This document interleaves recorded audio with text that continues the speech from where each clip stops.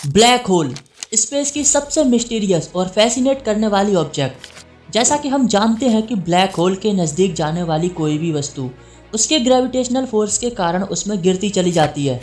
Black hole की चपेट में आया प्रकाश भी उससे बाहर नहीं आ सकता। लेकिन रिसेंटली एक रिसर्च ने वैज्ञानिकों को चौंका दिया। वैज्ञानिकों ने ब्लैक होल से निकले जेट से आने वाले रेडियो सिग्नल को कैप्चर किया, एक ऐसा सिग्नल जो अब तक मिस्ट्री बना हुआ है। ब्लैक होल से आने वाले सिग्नल का राज क्या है, क्यों वैज्ञानिक इतने हैरान हैं? तो चलिए जानते हैं, वीडियो को लास्ट तक जरूर देखें।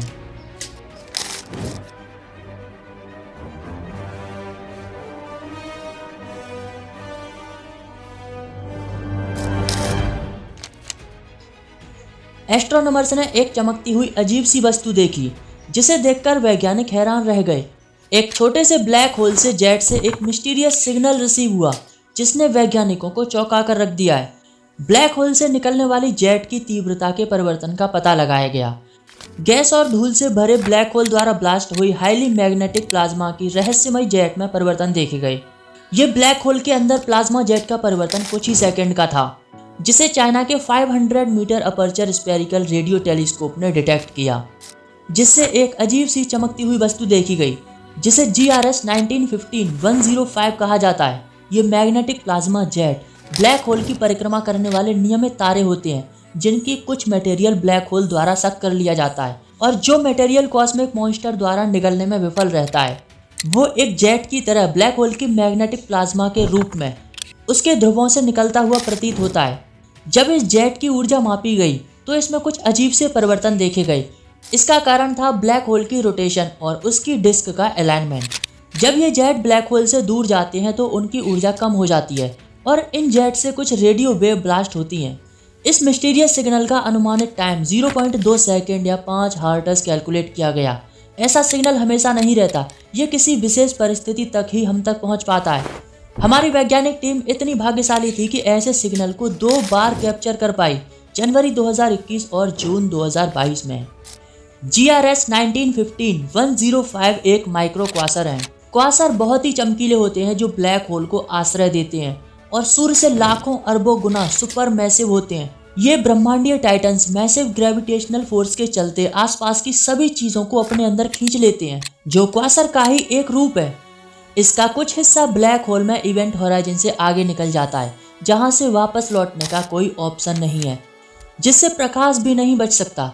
हालांकि कुछ मटेरियल लकीली बच जाते हैं, जो ब्लैक होल के अंदर जाने की बजाय उनके ध्रुवों पर चले जाते हैं, और यही मटेरियल सुपर एनर्जेटिक जेट के रूप में ब्लैक होल से बाहर अंतरिक्ष में फेंक दिए जाते हैं। और ऐसा ही कुछ होता है माइक्रो क्वासर में, मगर बहुत ही कम मात्रा में। ऐसे परिवर्तन GRS 1915-105 में देखे गए, और इस ब्लैक होल से आते हुए रेडियो सिग्नल पहले कभी नहीं देखे गए। ये ब्लैक होल हमारी पृथ्वी से 28,000 लाइट ईयर दूर एक्विला कॉन्स्टेलेशन में मौजूद है। इनसे आने वाली रेडियो वेव एक रहस्य बनी हुई है।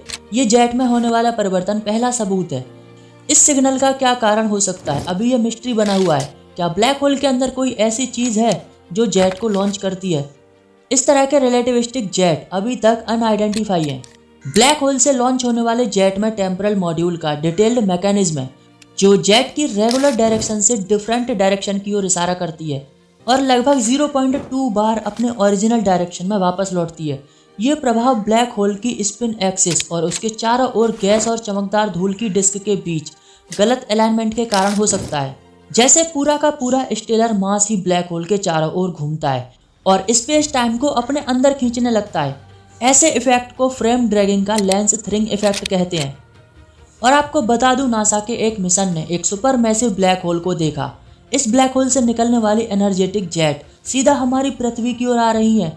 ये घटना बहुत ही डरावने वाली है, लेकिन अच्छी बात यह है कि ये ब्लैक होल हमारी पृथ्वी से 400 मिलियन लाइट ईयर दूर है। ये super powerful blazar Markarian 421 black hole Ursa Major constellation की डायरेक्शन में है। इस ब्लेजर को नासा के imaging X ray polarimetry explorer IXPE ने देखा।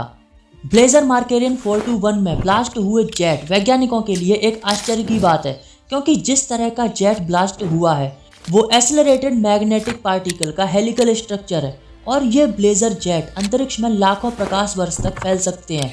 उनको लॉन्च करने का मैकेनिज्म अभी तक अनआइडेंटिफाई है। मार्केरियन 421 की जेट की एक्सट्रीम कॉस्मिक फिनोमेना नई खोज में मदद कर सकती है। वैज्ञानिकों ने इस तरह के 100 से ज़्यादा ब्लैक होल को स्टडी किया है जिनसे निकलने वाला रेडिएशन ब्लास्ट जेट सीधे पृथ्वी की ओर आ रहे हैं।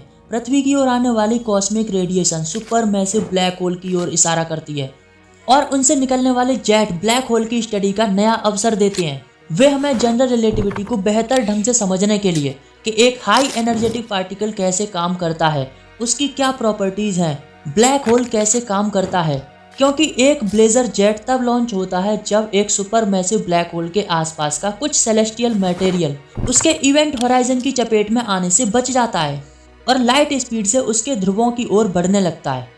ये एक्टिविटी ऐसे फिनोमेना से जुड़ी होती है जब एक सुपर मैसिव ब्लैक होल द्रव्यमान को इकट्ठा करता है और ये बताता है कि कैसे एक कॉस्मिक टाइटन लाखों अरबों सूर्य के द्रव्यमान के बराबर हो जाता है।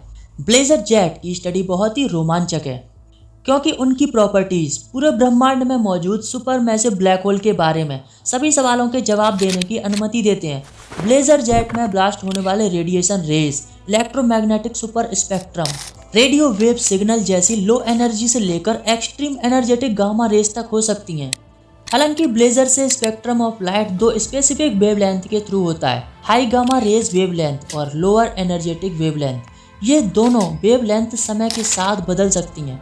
हमारे हाई एडवांस टेलीस्कोप के जरिए लोअर एनर्जेटिक वेवलेंथ को डिटेक्ट कर पाना बहुत ही मुश्किल है, लेकिन वीडियो को लाइक, शेयर एंड चैनल को सब्सक्राइब करना मुश्किल नहीं है। तो सब्सक्राइब कीजिए CST क्रिएशन यूट्यूब चैनल को और वीडियो को ज़्यादा से ज़्यादा शेयर कीजिए। तो मिलते हैं एक और नई वीडियो में, तब तक के लिए बाय।